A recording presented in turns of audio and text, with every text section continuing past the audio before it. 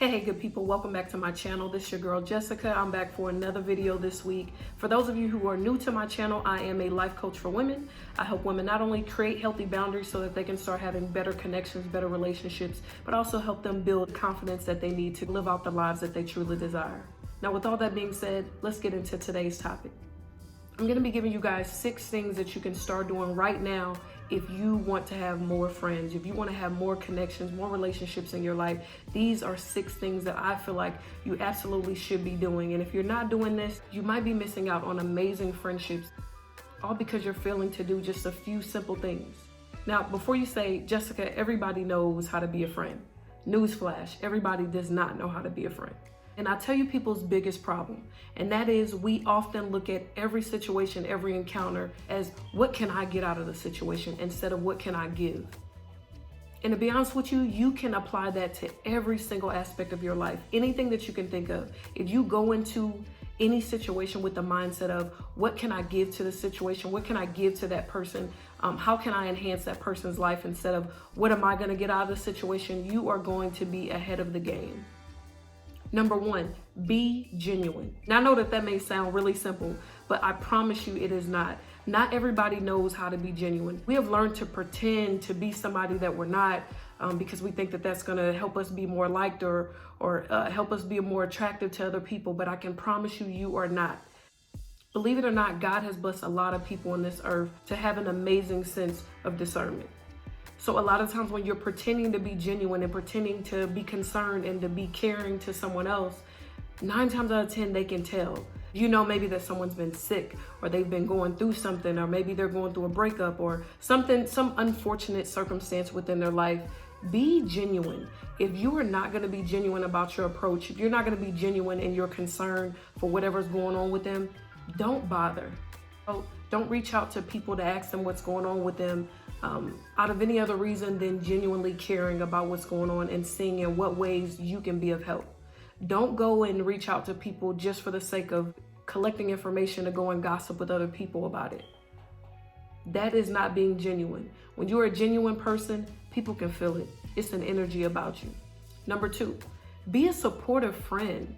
I cannot stress enough how important it is to be supportive. Not only when things are going good, but when things are going bad. Being supportive doesn't always have to mean financial.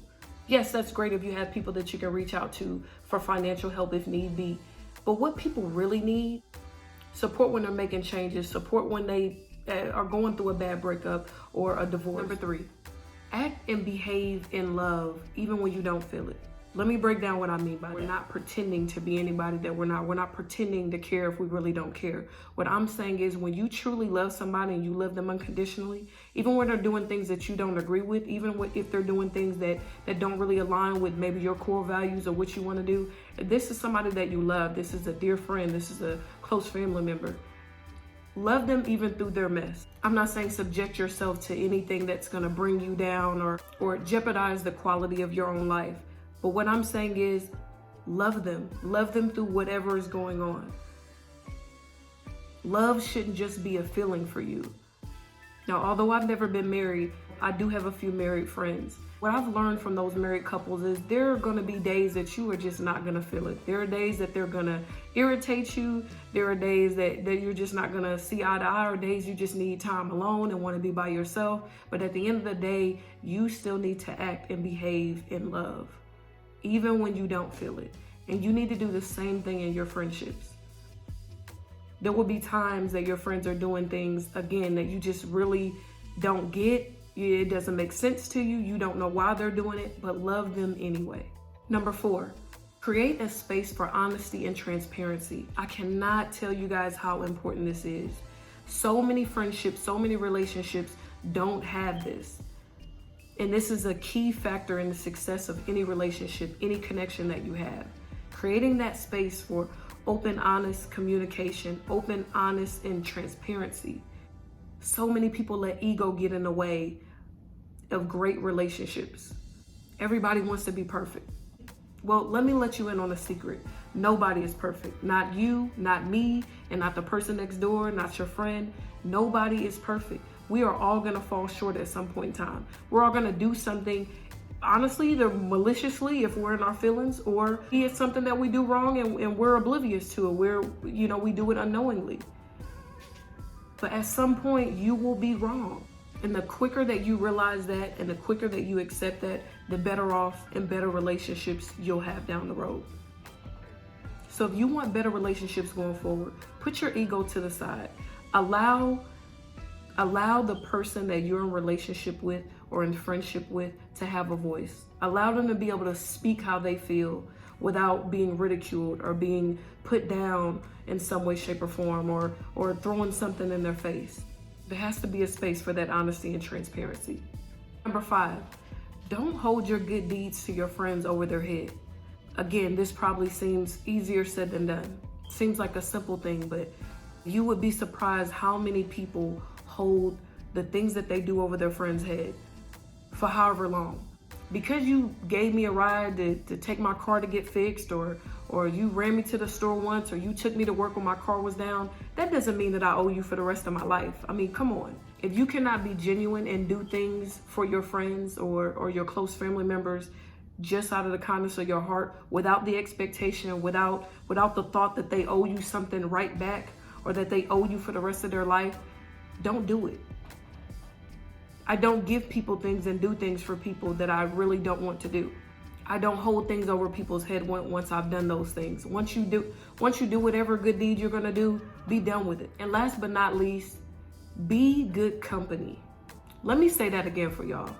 Be good company. And some may be saying, well, what does that mean? It means exactly what it sounds like. Nobody wants to be around someone who is a negative Nancy, someone who's complaining all the time but never doing anything about the things they're complaining about. Positive people like to be around positive people. People with good positive energy like to be around people with good positive energy. And every time somebody comes into your presence, you have nothing but negative things to say. There's always something bad going on. There's always something negative. There's rarely anything positive going on. If you are that type of person, I can promise you, you are not going to have many friends.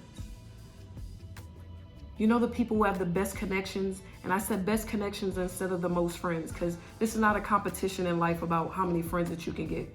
Oftentimes that doesn't really mean much to say that you have a lot of friends, but the people who have the best connections are positive people. There's an energy about you that naturally attracts other positive, happy people. And to be honest with you, a lot of times you attract those who aren't as positive as well. And then they wonder why you don't call or wonder why you don't ask them to go many places. But you have to be good company. And typically those are the same types of people that go into relationships and friendships with the mindset of what they can get out of it and not what can they give. I believe it's Proverbs 18:24 that says something about a man that has friends must also be friendly.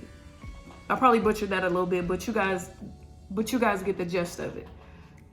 You can't want to have friends and have connections and have people to call you and want to do things and have people to lean on when you need the help if you are not a friendly person. A lot of people want things from others that they don't possess themselves. If you want to have more friends, you need to be more friendly.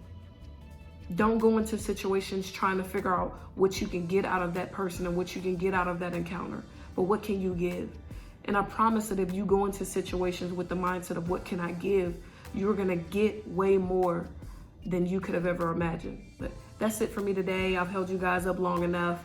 And any ladies that are watching, if you are looking for a life coach or anyone that you know is looking for a life coach for women, leave me a message. Now, until next time, you guys be blessed.